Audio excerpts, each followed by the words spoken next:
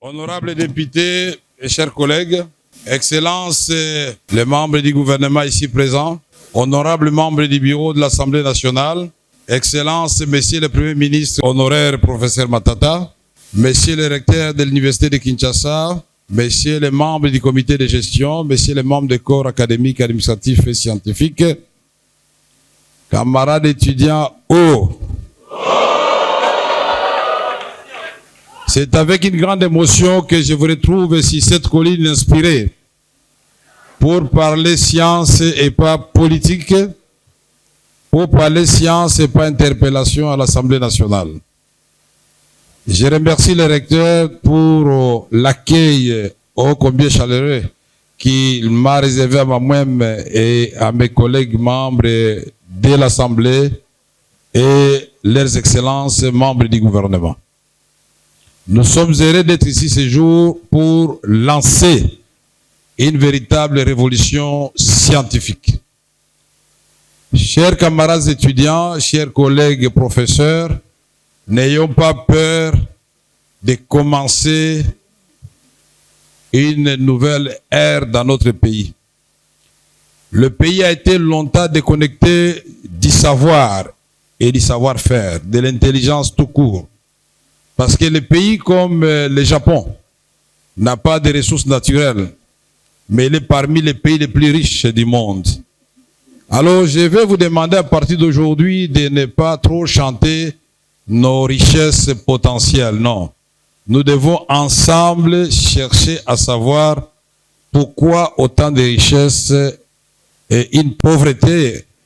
Un pays comme le Congo, placé parmi les pays les plus riches du monde, potentiellement, mais paradoxalement parmi les pays les plus pauvres du monde.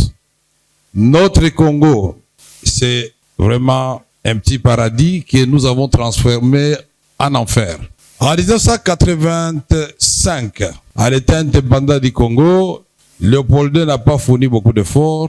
Il a assigné aux Congolais, nos ancêtres, des quantités de production de produits pérennes, caoutchouc, café, tout ce que vous voulez, coton. Et la sanction était sévère. On te coupe le bras et tu trouves la mort. Et les gens devaient travailler. Ça, c'est un modèle avilissant.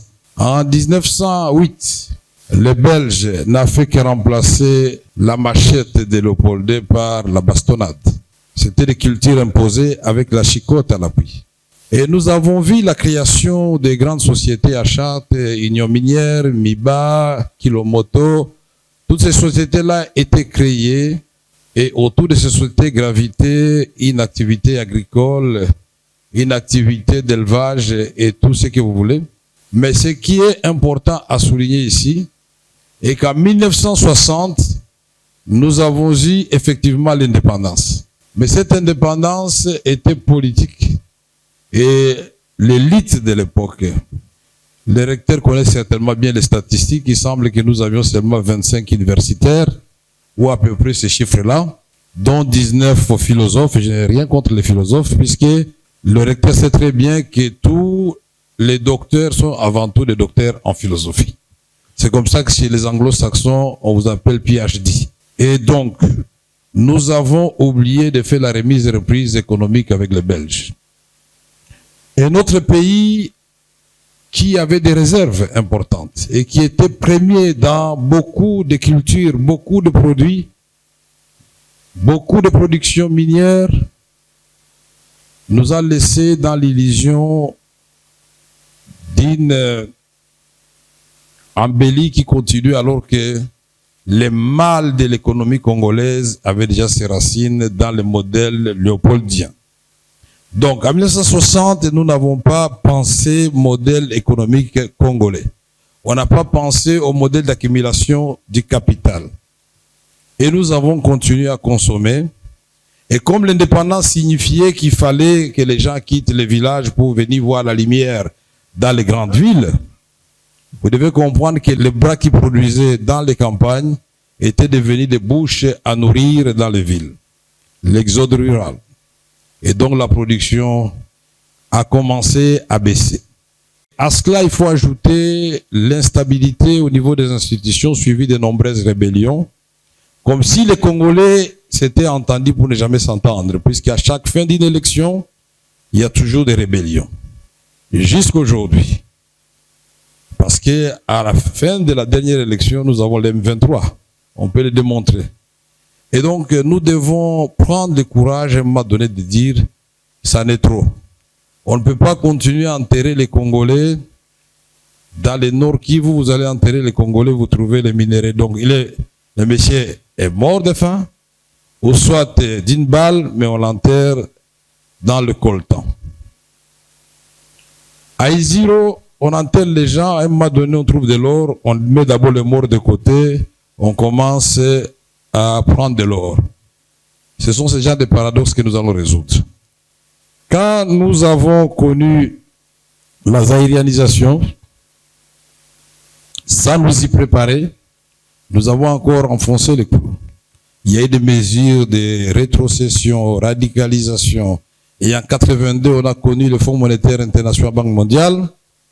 Nous avons été victimes, puisqu'à ce moment-là, mon ami Jean-Lissier Boussa, ici présent, ministre du portefeuille, à ce moment-là, nous étions en deuxième graduat, puisqu'on avait fermé d'abord une année. Et le premier commissaire d'État, Kengo, nous a amené quelque chose de particulier. Il fallait assainir les finances publiques.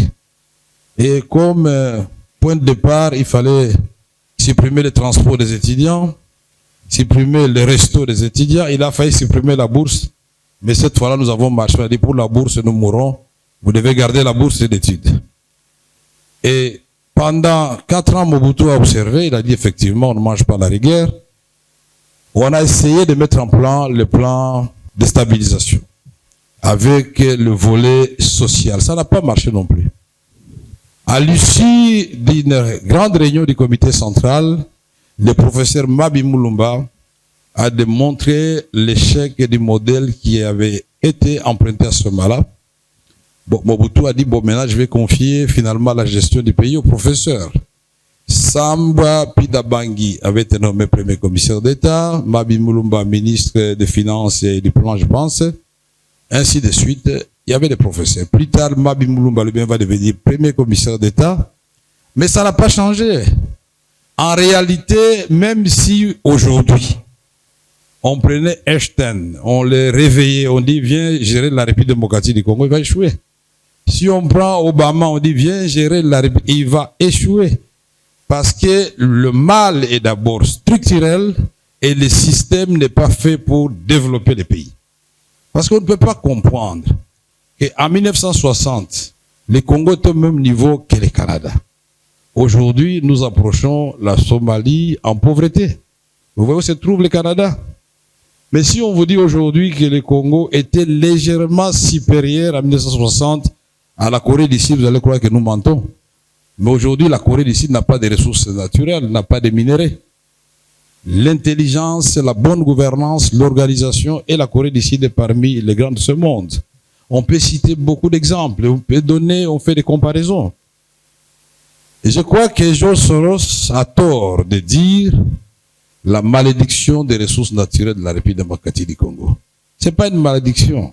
Et notre situation, c'est pas une fatalité. C'est pourquoi, aujourd'hui, nous allons essayer de façon modeste et dans toute humilité de passer en revue toutes ces questions ici, au berceau du savoir, avec mes anciens professeurs, avec mes anciens étudiants qui sont devenus professeurs avant moi. Nous allons discuter de tout cela et que c'est ensemble, comme je l'ai fait souvent avec le bureau à l'Assemblée nationale, c'est ensemble des chocs des idées que jaillira la lumière. Donc je ne suis pas venu ici à l'université de Kinshasa pour enseigner à mes professeurs ou à mes pairs. Je ne suis pas venu ici pour essayer d'inventer la roue. Je suis venu ici échanger avec les professeurs, avec les étudiants, si l'expérience vécue et des leçons que j'allais tirer.